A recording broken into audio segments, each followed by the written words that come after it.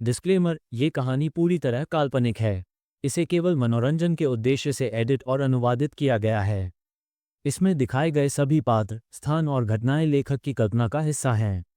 किसी भी व्यक्ति, समुदाय, संस्था या परंपरा को ठेस पहुंचाना हमारा उद्देश्य नहीं है। और दोस्तों, अगर आप मिथोरा पे नए हैं तो वीडियो को लाइक करें, चैनल को सब्सक्राइब करें और हर नई कहानी की अपडेट सबसे पहले पाने के लिए हमारे चैनल से जुड़े रहें। कमांड सेंटर में फैसला हो जाने के बाद कमरे का माहौल धीरे धीरे सामान्य होने लगा। डिजिटल स्क्रीन पर लगातार डेटा अपडेट हो रहा था। टीम के सदस्य अपनी अपनी जगह पर बैठकर नई योजना को लागू करने में लग गए। विक्रम ने तुरंत ऑपरेशन यूनिट्स को निर्देश भेजने शुरू कर दिए।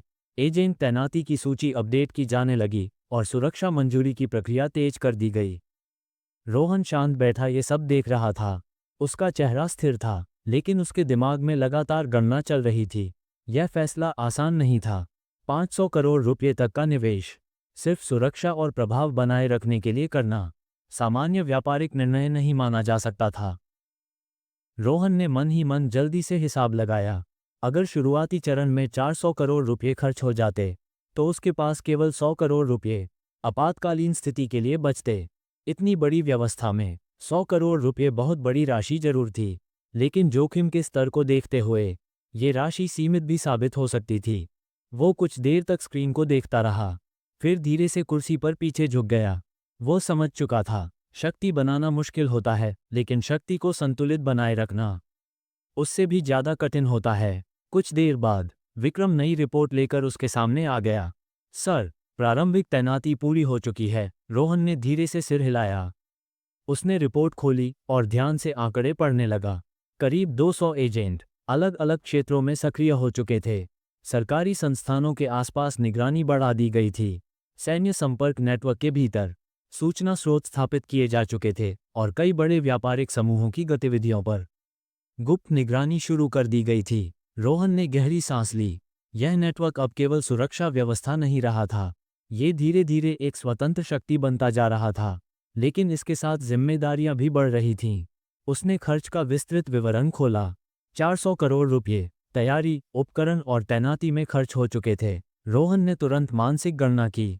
अगर यह नेटवर्क भविष्य में सालाना 10% भी अतिरिक्त आय उत्पन्न करता तो केवल सुरक्षा खर्च ही नहीं बल्कि निवेश भी धीरे धीरे वापस आ सकता था। यह विचार उसे थोड़ा संतुलन दे रहा था। अब केवल 100 करोड़ रुपये आपातकालीन स्थिति के लिए सुरक्षित रखे गए थे। रोहन ने कुछ सेकंड तक स्क्रीन को देखा और धीरे से आंखें बंद कर ली। इतनी बड़ी व्यवस्था को बनाए रखना लगातार निगरानी और संतुलन मांगने वाला काम था। उसने अपने पिछले ऑपरेशनों की कमाई का रिकॉर्ड खोला। वो गणना करने लगा। उसे लगा था कि हाल की सफलता के बाद उसकी कमाई बहुत अधिक होगी, लेकिन जब उसने कुल निवेश और खर्च घटाए तो वास्तविक लाभ लगभग 150 करोड़ रुपये के आसपास निकल कर आया। रोहन हल्का सा मुस्कुराया। कम से कम ये पूरा प्रयास नुकसान का सौदा नहीं था। उसने कंप्यूटर बंद किया और धीरे धीरे कमरे से बाहर निकल गया। बाहर आते ही उसने अपनी सामान्य दिनचर्या शुरू कर दी। नाश्ता किया और कॉलेज जाने की तैयारी करने लगा। उसके व्यवहार से ऐसा लग रहा था जैसे उसकी जिंदगी पूरी तरह सामान्य हो। लेकिन उसी समय बैंकॉक के अंडरवर्ल्ड में कई शक्तिशाली समूहों को अचानक गतिविधियों में बदलाव महसूस होने लगा था। कुछ लोगों को लगने लगा कोई नई शक्ति धीरे धीरे संतुलन बदल रही है और यह बदलाव आने वाले समय में कई बड़े संघर्षों की वजह बनने वाला था। रोहन को अभी इसका अंदाजा नहीं था, लेकिन उसके आज के फैसले भविष्य की कई घटनाओं की शुरुआत कर चुके थे।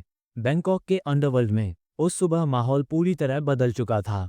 जब से बा सोंग की लाश मिली थी, उसके बाद एक के बाद एक कई अंडरवर्ल्ड सरगनाओं की लाशें उनके घरों और मनोरंजन केंद्रों में मिलने लगी थीं। सभी की मौत का तरीका लगभग एक जैसा था, गला घोंटकर हत्या। यह कोई सामान्य घटना नहीं थी। इतने बड़े स्तर पर एक साथ कई ताकतवर लोगों का खत्म हो जाना पूरे अपराध जगत को हिला देने वाला था।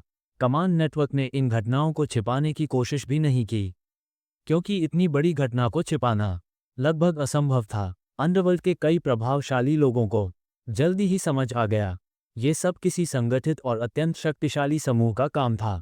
मुख्य सरगनाओं की मौत के बाद कई छोटे लेकिन महत्वाकांक्षी गैंग लीडर ऊपर उठने का मौका देख रहे थे, लेकिन उन्होंने जल्दबाजी नहीं की।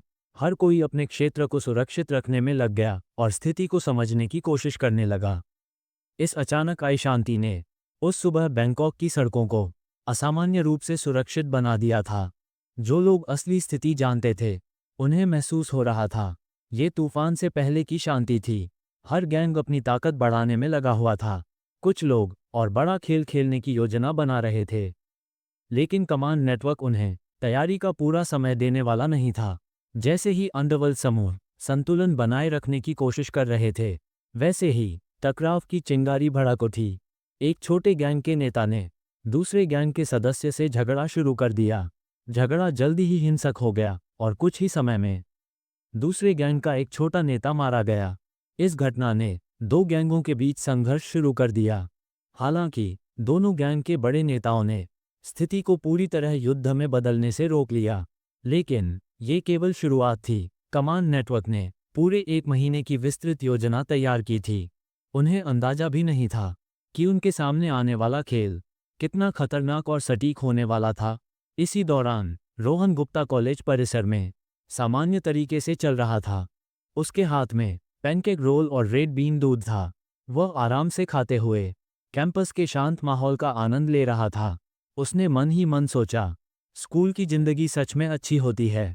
पहले वह अंडरवर्ल्ड की साजिशों से परेशान होकर स्कूल जीवन को याद करता था, लेकिन अब इतनी हिंसा और योजनाओं को देखने के बाद उसे स्कूल की शांति और भी ज्यादा पसंद आने लगी थी। इतने में पीछे से आवाज आई, ओल रोहन, आज इतने खुश क्यों हो? रोहन ने पीछे मुड़कर देखा। अमन वर्मा मुस्कुराते हुए उसके पास आ रहा था। रोहन हल्का सा हंसते हुए बोला, कुछ नहीं, आज रास्ते में थोड़ा पैसा मिल गया। लेकिन उसी समय उसकी लगभग 500 करोड़ रुपए की पूंजी नए सुरक्षा नेटवर्क में निवेश हो चुकी थी। रोहन ने मन ही मन जल्दी से गणना की। अगर यह नेटवर्क सफल होता तो भविष्य में यह निवेश कई गुना लाभ दे सकता था, लेकिन फिलहाल उसके पास अतिरिक्त नकदी बहुत सीमित थी। अमन ने उत्सुकता से पूछा, कितना पैसा मिला? रोहन मुस्कुराया, तुम्हें क्यों दिखाऊं? अमन तुरंत बोला, ताकि हम दोनों बराबर बांट सकें। रोहन हंस पड़ा, तुम्हें ये कहते शर्म नहीं आती? अमन ने उसके कंधे पर हाथ रखते हुए कहा, हम दोस्त हैं और दोस्ती में हिसाब नहीं होता। कुछ देर बाद अमन ने धीरे से कहा, लंच के बाद मेरे साथ चलना, मुझे कुछ खरीदना है। मैं अनन्या शर्मा को प्रपोज करने वाला हूँ। रोहन चुप हो गया। वो समझ चुका था, जीवन में छोटे बदलाव कभी कभी बड़ी घटनाओं की वजह बन जाते हैं। New York, America. सुबह का समय था, लेकिन शहर की रफ्तार पहले ही तेज हो चुकी थी। हवाई अड्डे से लेकर शहर के मुख्य मार्गों तक लोग अपने अपने कामों में व्यस्त दिखाई दे रहे थे। करीब 3 घंटे पहले 6 विशेष एजेंट कैनेडी इंटरनेशनल एयरपोर्ट पर उतरे थे। ये सभी एजेंट अलग अलग देशों की नागरिकता रखते थे। उनमें 4 पश्चिमी चेहरे थे, 2 पुरुष और 2 महिलाएं। इन एजेंटों को सावधानी से चुना गया था ताकि भविष्य में अंतर्राष्ट्रीय ऑपरेशन करते समय उनकी पहचान पर किसी को शक न हो। जैसे ही वे विमान से उतरे, उन्होंने बिना किसी देरी के अपनी अपनी जिम्मेदारियां संभाल लीं। 2 पुरुष एजेंटों को न्यूयॉर्क शहर की विस्तृत जानकारी इकट्ठा करने का काम दिया गया। उनकी कार्यप्रणाली बैंकॉक ऑपरेशन जैसी ही थी, लेकिन उद्देश्य थोड़ा अलग था। वे जानकारी इकट्ठा करने के लिए कभी पैसों का उपयोग करते, कभी संबंध बनाते और जरूरत पड़ने पर सरकारी व गैर सरकारी संस्थानों से डेटा प्राप्त करते। लेकिन यह उनका मुख्य कार्य नहीं था। उनका असली लक्ष्य था अमेरिका के विभिन्न क्षेत्रों की गहराई से जानकारी तैयार करना। भूगोल, पर्यावरण, व्यापार, राजनीति, कानूनी व्यवस्था और आर्थिक ढांचा। रोहन गुप्ता ने इस मिशन को खासतौर पर प्राथमिकता दी थी। वो इंटरनेट पर उपलब्ध जानकारी पर पूरी तरह भरोसा नहीं करता था। वह जानता था, आज के समय में सच्चाई को भी नियंत्रित किया जा सकता है। उसने कई बार देखा था कि सीमित संसाधनों वाला व्यक्ति भी जानकारी को प्रभावित कर सकता है, तो फिर बड़े संगठनों द्वारा सूचना नियंत्रण कितना गहरा हो सकता है, ये कल्पना करना मुश्किल नहीं था। इसी वजह से उसने दूसरा महत्वपूर्ण मिशन तय किया, अमेरिका की लाइब्रेरी और संग्रहालयों से ऐतिहासिक और दस्तावेजी जानकारी एकत्र करना। कई पुराने रहस्य, राजनीतिक घटनाओं के असली कारण और छिपे हुए व्यापारिक संबंध अक्सर किताबों और दस्तावेजों में दर्ज रहते हैं। कमांड नेटवर्क इन सभी जानकारियों को अपने डेटा सिस्टम में जोड़ने की योजना बना रहा था। रोहन ने भविष्य की योजना भी तैयार कर ली थी। जब उनका कम्युनिकेशन सर्वर पूरी तरह सक्रिय हो जाएगा, तब वे इंटरनेट सूचना नियंत्रण योजना आंशिक रूप से लागू करेंगे। उसकी योजना साफ थी, सार्वजनिक रूप से वही जानकारी उपलब्ध रहे जो वो दिखाना चाहता था, और उसके गुप्त नेटवर्क से जुड़ी कोई भी अफवाह शुरू होने से पहले ही रोक दी जाए। हालांकि वह जानता था कि यह पूरी तरह संभव नहीं होगा, लेकिन टीवी, रेडियो, समाचार पत्र और डिजिटल मीडिया के माध्यम से सूचना प्रवाह को प्रभावित किया जा सकता था। इन जटिल योजनाओं के बारे में रोहन ज़्यादा नहीं सोचता था, क्योंकि वह जानता था कमांड नेटवर्क की रणनीतिक टीम इन मामलों को संभाल लेगी। रोहन के लिए सबसे महत्वपूर्ण बात कुछ और थी। वह नहीं चाहता था कि उसके परिवार को कभी यह पता चले कि उसके आदेशों के कारण कई लोगों की मौत हुई है। वह चाहता था उसके माता पिता उसे सिर्फ एक सफल व्यवसायी के रूप में देखें। वह चाहता था उसकी पत्नी और परिवार उसे एक सामान्य इंसान समझें। इसी दौरान 4 अन्य एजेंट अपनी जिम्मेदारियां संभाल चुके थे। उन्होंने रिया गुप्ता के घर का पता लगाया। पहले उन्होंने आसपास के इलाके का निरीक्षण किया, सुरक्षा व्यवस्था का विश्लेषण किया। शुरुआत में रोहन बाहरी लोगों को भर्ती करने के पक्ष में नहीं था, लेकिन उसने जल्दी समझ लिया, अगर सभी एजेंट एक ही स्रोत से तैयार किए गए होंगे तो ये संदेह पैदा कर सकता है। इसलिए उसने बाहरी लोगों को सीमित रूप से भर्ती करने का फैसला किया। ये लोग नेटवर्क के लिए कवर का काम करेंगे और ज़रूरत पड़ने पर सामान्य ऑपरेशन संभालेंगे। दूसरी तरफ बैंकॉक के उपनगर में एक बड़ा कपड़ों का शोरूम 2 दिन पहले एक विदेशी खरीदार ने खरीद लिया था। खरीदने के बाद शोरूम पूरी तरह बंद कर दिया गया था। असल में ये जगह कमांड नेटवर्क की लॉजिस्टिक ट्रांसफ़र लोकेशन बनने वाली थी। इस दुकान को चुनने का कारण कपड़ों का व्यापार नहीं था, बल्कि इसका विशाल बेसमेंट और अंडरग्राउंड पार्किंग एरिया। हर 10 मिनट में 10 एजेंट वहां पहुंचने लगे। करीब 3 घंटे में 160 एजेंट अपनी अपनी जगह तैनात हो चुके थे।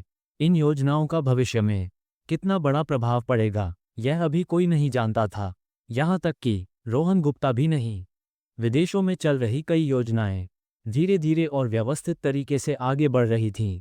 इन सभी घटनाओं के पीछे जिस व्यक्ति का दिमाग काम कर रहा था, वो इस समय क्लासरूम में बैठा किताबों में ध्यान लगाए हुए था। रोहन गुप्ता, एक ऐसा छात्र जो कभी कभी क्लास बंक करने के लिए भी मशहूर था, आज पूरे ध्यान से पढ़ाई कर रहा था। दोपहर में स्कूल खत्म होने के बाद जैसे ही वो क्लासरूम से बाहर निकला, वो तुरंत अमन वर्मा के पास पहुंच गया। उसने उत्सुकता से पूछा, तो बता, क्या हुआ? उसने हाँ कहा या नहीं?